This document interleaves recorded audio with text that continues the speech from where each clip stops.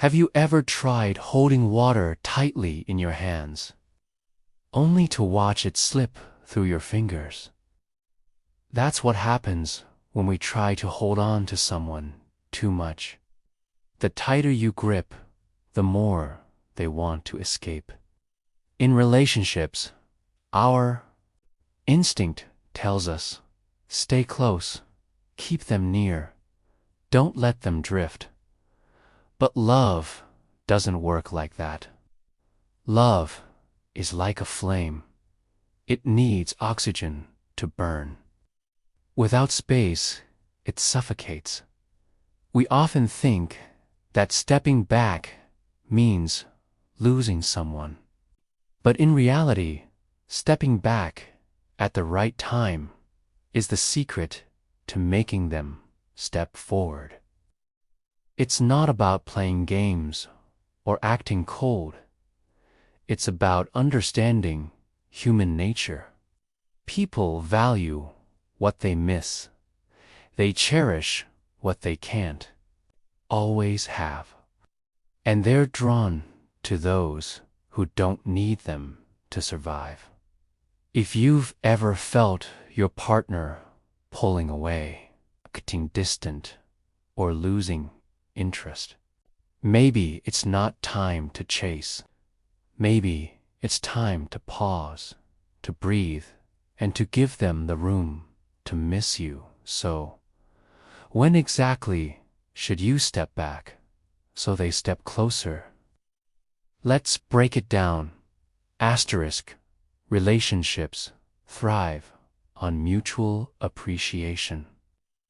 But, over time, it's natural for comfort to creep in, and comfort can turn into complacency. When your partner starts expecting you to always be there without putting in the same effort, they slowly stop valuing your presence. This isn't because they're bad or unloving. It's simply human nature. We notice the value of something most when it's not as easily available. If you're always the one initiating conversations, making plans, and giving attention, the balance tips.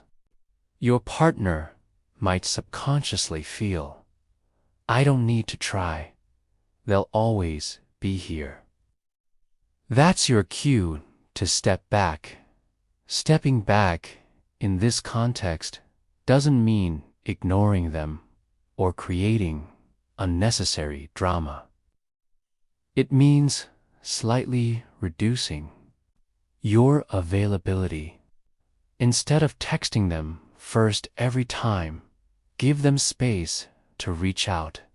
Instead of always rearranging your schedule for them, focus on your hobbies, friendships, and goals. Here's the magic.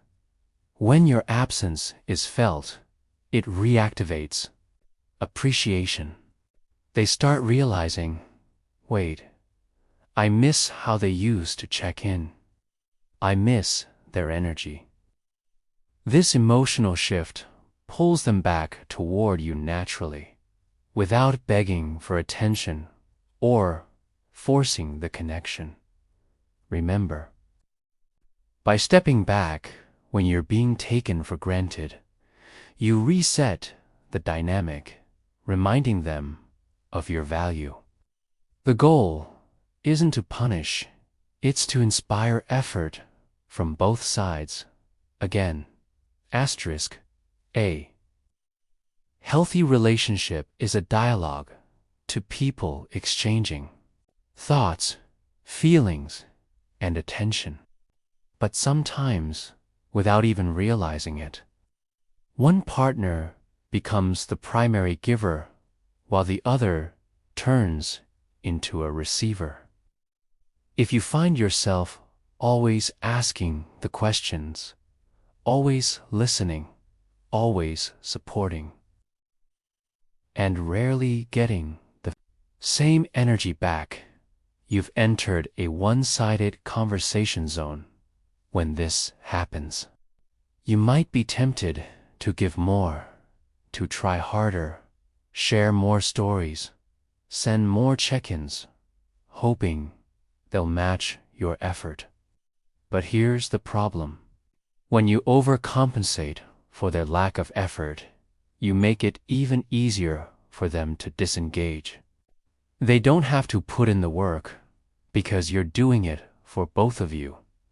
Stepping back here is about restoring balance. Let them notice the quiet. Let them realize that the endless stream of messages, the thoughtful questions, and the emotional presence they took for granted is no longer automatic. Humans are wired to respond to gaps. Silence often speaks louder than words. In practical terms, this means holding off on sending that third, just checking in text. It means letting them be the one to ask, "How was your day?" instead of you always initiating. Not because you're cold, but because you're giving them space to step forward and take responsibility for their side of the connection. When you stop filling every gap in the conversation, you give them the opportunity to notice the absence and take action. And if they do step forward, that's a sign they still care and want to connect. If they don't, well, that sign tells you something valuable too. Asterisk, arguments, misunderstandings, and emotional overload are part of every relationship. But during heated moments, logic takes a back seat, and emotions, anger, defensiveness, frustration drive the conversation. Trying to push closeness at this point is like adding fuel to a fire. When emotions run high, stepping back isn't avoidance.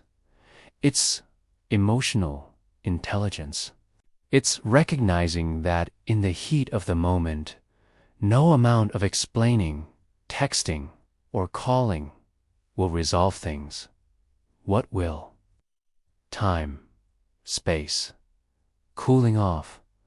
For example, if a disagreement turns into raised voices or passive-aggressive remarks instead of pushing for instant resolution, you can calmly say, "I think we both need a breather."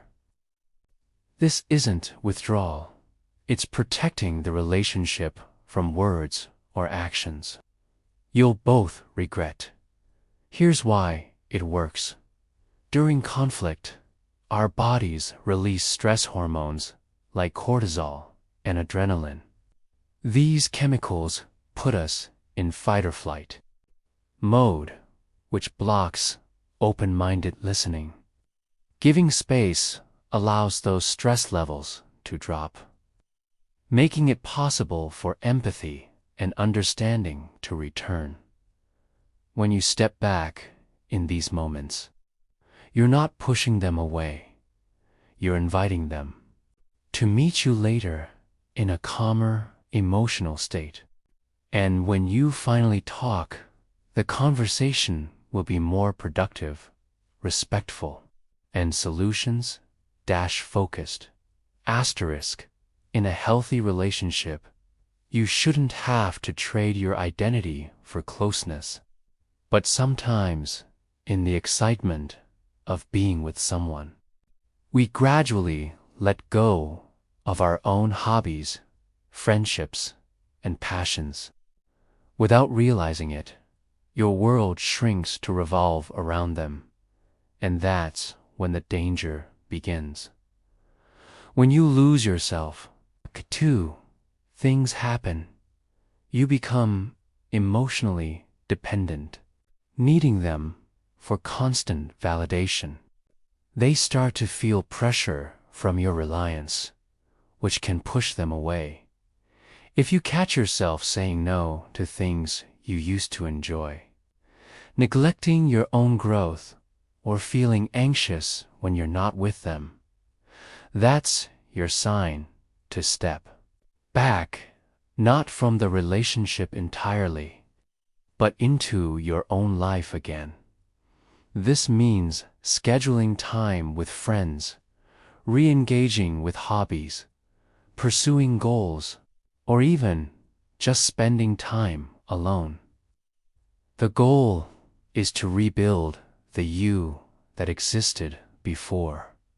The relationship, because that's the person they were drawn to in the first place.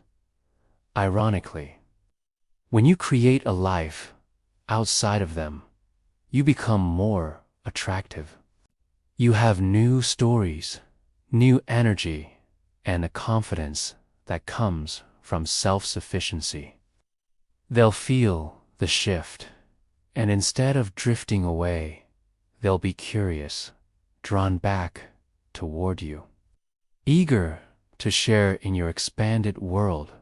Asterisk, sometimes your partner's distance isn't about you, it's about them. Stress from work, family issues, mental health struggles, or personal transitions can make people retreat inward. In these moments, pushing for more connection can feel like pressure, even if your intentions are loving. If they're overwhelmed and you keep asking, "What's wrong? Why aren't you talking to me? Are you mad at me?" can unintentionally make them shut down more. The better approach: step back with understanding. Let them know you're there without smothering. A simple, "I can see you've got a lot going on.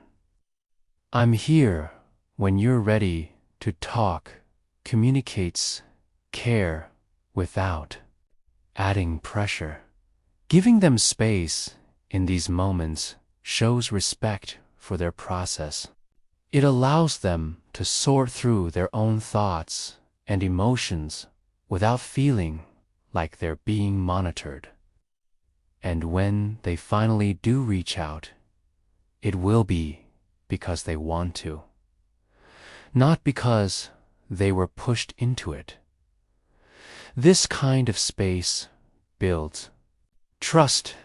They learn that you can handle their ups and downs without panicking or making it all about you. That makes you a safe person to come back to, and in relationships. Safety is magnetic. Asterisk desire thrives in mystery, and mystery can't exist if you're constantly available. In long-term relationships, familiarity is beautiful, but too much of it can dull the spark. If the romantic energy feels flat, sometimes the best thing you can do is create a little space for longing to return. Think about the start of your relationship, the excitement of wondering when you'd see them next, the anticipation of a reply, the thrill of getting ready for a date. Over time, constant access to each other removes the chase element. Stepping back here doesn't mean playing hard to get in a manipulative way. It's about living your life so fully that they naturally get curious again.